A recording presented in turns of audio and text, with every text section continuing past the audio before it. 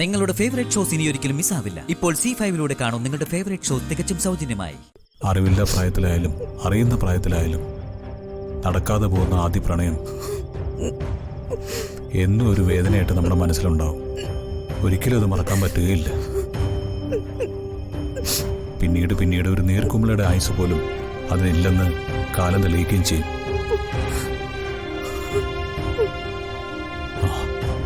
മോളുടെ ഇപ്പോഴത്തെ അവസ്ഥ നീ അതിജീവിച്ചാൽ പിന്നീട് ജീവിതത്തിലെ ഏത് പ്രതിസന്ധിയും എനിക്ക് നിഷ്പ്രയാസം അതിജീവിക്കാൻ പറ്റും. ജീവിക്കണോ മരിക്കണോ എന്ന് തോന്നലിൽ നിന്ന് ജീവിക്കണമെന്ന് തോന്നലുണ്ടാകുന്നിടത്താണ് എന്നും ശക്തരായ സ്ത്രീകൾ പറഞ്ഞിട്ടുള്ളത്. മരിക്കാൻ ഏത് ഭീരുവിനെ കൊണ്ടും പറ്റും. എന്റെ അനിയത്തി അങ്ങനെ ഒരു ഭീരു അല്ലെന്നാണ് എന്റെ വിശ്വാസം. നീ സന്ദീപിനെ കുറിച്ച് ആലോചിക്കണ്ടെന്ന് ഞാൻ പറയുന്നില്ല. ആ ആലോചനയിൽ എപ്പോഴും അവൻ മറ്റൊരാളുടെ ഭർത്താവാണെന്ന ബോധ്യം കൂടി വേണം.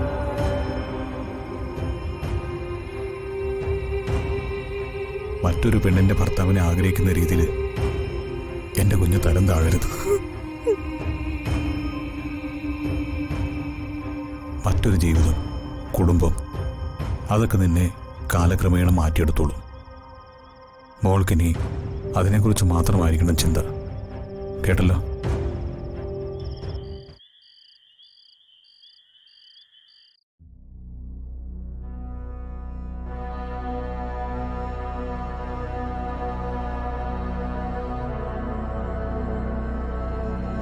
സച്ചിൻ എവിടെയായിരുന്നു?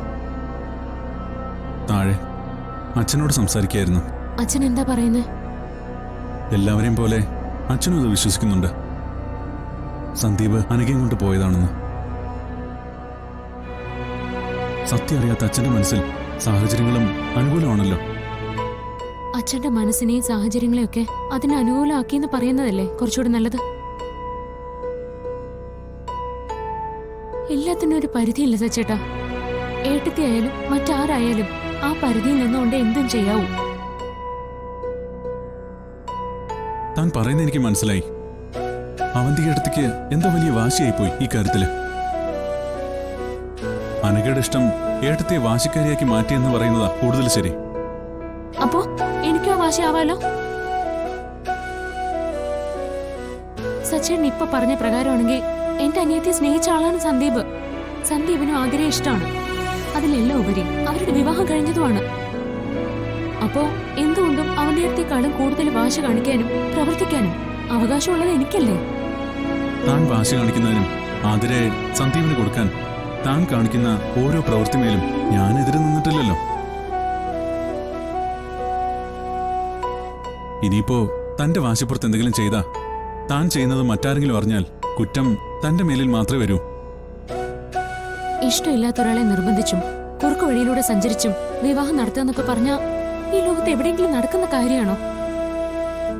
ഞാനിതൊക്കെ പറയുമ്പോ സച്ചേട്ടനും കേൾക്കുന്നവർക്കൊക്കെ ഇതൊരു നാത്തം പോരായിട്ടേ തോന്നും. എന്നാ അത്തരം ലാഘവത്തോടെ കാണാൻ പറ്റുന്നതല്ല ഉന്നി നടക്കുന്ന ഒന്നും. എടോ, താൻ പറയുന്നൊക്കെ ഞാൻ ശരിവെച്ചു തരാം എന്ന് വെച്ചോ. പക്ഷേ ഇതിലിപ്പോ നമ്മളെ കൊണ്ട് എന്ത് ചെയ്യാൻ പറ്റും? എന്ത് ചെയ്യാനാ പറ്റാത്തത്? അവന്തിയെടുത്തിയെ പോലെ തന്നെ ഇവിടേക്ക് വന്ന ആളാ ഞാനും. എടുത്തിയെ പോലെ തന്നെ കാര്യങ്ങളൊക്കെ എനിക്കും മനസ്സിലാവും. എല്ലാം മനസ്സിലായിട്ടും പിന്നെ മൂലയിൽ ഒതുങ്ങിയിരിക്കുന്നതാ എന്റെ തെറ്റ്. അങ്ങനെ മൂല ഒതുങ്ങി നിൽക്കാൻ തന്നോട് ആര് പറഞ്ഞു? തന്നെയോ തന്റെ കുടുംബത്തെ വിഷമിപ്പിക്കാൻ ആരെങ്കിലും ശ്രമിച്ചാൽ താൻ അതിനെ അനുവദിക്കരുത്. അതിനി ആരായാലും. ഇങ്ങോട്ട് എന്താണോ തരുന്നത് അത് തന്നെ അങ്ങോട്ടും. അതിന് തന്നെ ആരും തടയില്ല. അത്ര അറിഞ്ഞാ മതി. മറ്റാരും എന്നെ മനസ്സിലാക്കിയില്ലെങ്കിലും സച്ചേട്ടൻ മനസ്സിലാക്കുന്നുണ്ടല്ലോ, അത് മതി. ഇതുവരെ ഉണ്ടായ ഒരു പ്രതിസന്ധിയോ സമാധാനക്കേടോ ഇല്ലാതെ ആതിരെ സന്ദീപും ഈ വീട്ടിലെ എല്ലാവരുടെ ആശീർവാദത്തോടെ ഒരുമിച്ച് കഴിയണം. അനഘയുടെ മനസ്സിൽ നിന്നും എല്ലാം അനഘ എന്ന മായ്ച്ചു കളയണം. അവന്തിയെടുത്തിയാവണം അതിന് മുൻകൈ എടുക്കേണ്ടത്. ആ ഒരു നിമിഷത്തിന് വേണ്ടിയുള്ള കാത്തിരിപ്പില്ല ഞാൻ. എടോ, താൻ ആതിരയോട് സംസാരിച്ചിരുന്നോ? അവൾ എന്താ പറയുന്നേ? ഞാൻ പിന്നെ വിളിച്ചില്ല. അവളുടെ ചോദ്യങ്ങൾക്കും കരച്ചിലിനും ഞാൻ എന്ത് മറുപടി പറയണമെന്ന് എനിക്കറിയില്ല. എല്ലാത്തിനും ഒരു പരിഹാരം കണ്ടുപിടിച്ചിട്ട് അവളോട് സംസാരിക്കാം. അത് പോരാ. താൻ ആതിരെ വിളിക്കണം. സംസാരിക്കണം. എന്നിട്ട് ആതിരയ്ക്ക് വാക്ക് കൊടുക്കണം. ആതിരയുടെ മനസ്സിനെ വിഷമിപ്പിക്കുന്ന ഒന്നും സംഭവിക്കില്ല എന്ന്. തന്റെ വാക്കിന്റെ ഉറപ്പിന്മേൽ അവക്ക് സമാധാനം ഉണ്ടാവും. ഇപ്പൊ വിളിക്ക്. എടോ, ഞാനല്ലേ പറയുന്നേ, താൻ വിളിക്ക്.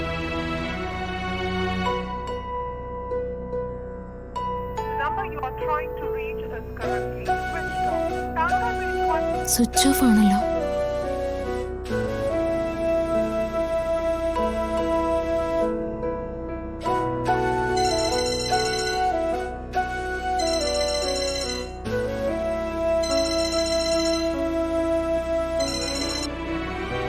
ഹലോ.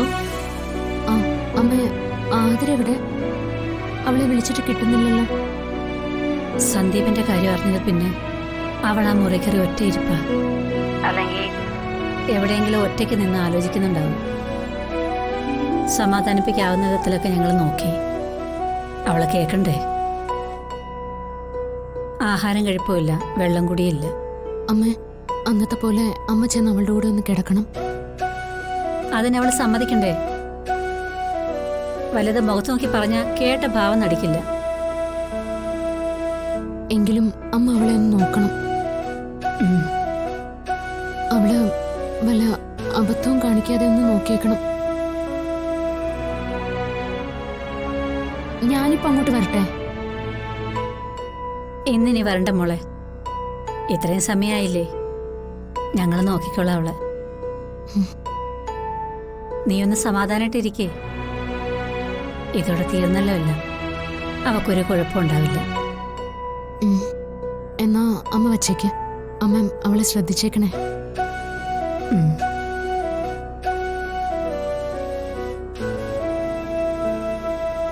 അമ്മ എന്താ പറഞ്ഞത്? ആതിരവിടെ വാതിലടിച്ച് ഒരേ ഇരിപ്പാണെന്ന്, ഒന്നും കഴിക്കാൻ പോലും കൂട്ടാക്കുന്നില്ലെന്ന്. എന്റെ പേടി അതല്ല സച്ചേട്ടാ. ചുറ്റും നിന്ന് എല്ലാവരും സന്ദീപിന്റെ അനുകയുടെ കാര്യങ്ങൾ ശരിവെക്കുമ്പോൾ ഏതെങ്കിലും ഒരു നിമിഷം അത് സത്യമാണെന്ന് നമുക്ക് തോന്നിയ നമ്മൾ ചെയ്തതും ചെയ്യുന്നതും ഒക്കെ വെറുതെ ആവില്ലേ? അമ്മ അവർക്ക് തോന്നരുത്. സന്ദീപിനെ ഏറ്റവും കൂടുതൽ വിശ്വസിക്കേണ്ടത് നമ്മളെക്കാളും ആതിരയാണ്. കാരണം സന്ദീപിന്റെ ഭാര്യയാണ് ആതിര. സാഹചര്യങ്ങളെല്ലാം അനുകൂലമാക്കി ഇത് ശരിയാണെന്നും അവസാനം സന്ദീപിന്റെ അനുകേടൻ കാര്യം എടുത്തി വിവാഹത്തിലേക്ക് എത്തിച്ച പിന്നെ നിസ്സാരമാവിലൊന്നും. നിയമപരമായി വിവാഹിതനായ ഒരാൾ ആ ഭാര്യയുമായുള്ള ബന്ധം വേർപെടുത്താതെ മറ്റൊരു വിവാഹം കഴിക്കുന്നത് നിയമത്തിന്റെ മുന്നിൽ വലിയ തെറ്റാണ്. നാളെ ഒരു സമയം എന്റെ അനിയനെ എല്ലാവരും അറിയേണ്ടത് ഒരു വിവാഹ തട്ടിപ്പുകാരൻ എന്ന പേരിലാവരുത്. അതിന് എത്രയും പെട്ടെന്ന് എല്ലാത്തിനും ഒരു തീരുമാനം ഉണ്ടാക്കണമെന്ന് ഞാൻ പറയുന്നത്. മനസ്സിലായി സച്ചേട്ടാ. എല്ലാത്തിനും ഒരു പരിഹാരം ഉടനെ ഉണ്ടാക്കുന്നുണ്ട് ഞാൻ. അതിനെല്ലാം മുന്നേ എനിക്ക് ആതിര ഒന്ന് കാണണം. എന്നിട്ട് അവൾക്ക് ഉറപ്പ് കൊടുക്കണം, എന്ത് വന്നാലും അവളുടെ ഭർത്താവിനെ നമ്മൾ തിരികെ കൊടുക്കുമെന്ന്. ഡൗൺലോഡ് ചെയ്യൂ C5 ആപ്പ്. കാണൂ എല്ലാ എപ്പിസോഡുകളും സൗജന്യമായി.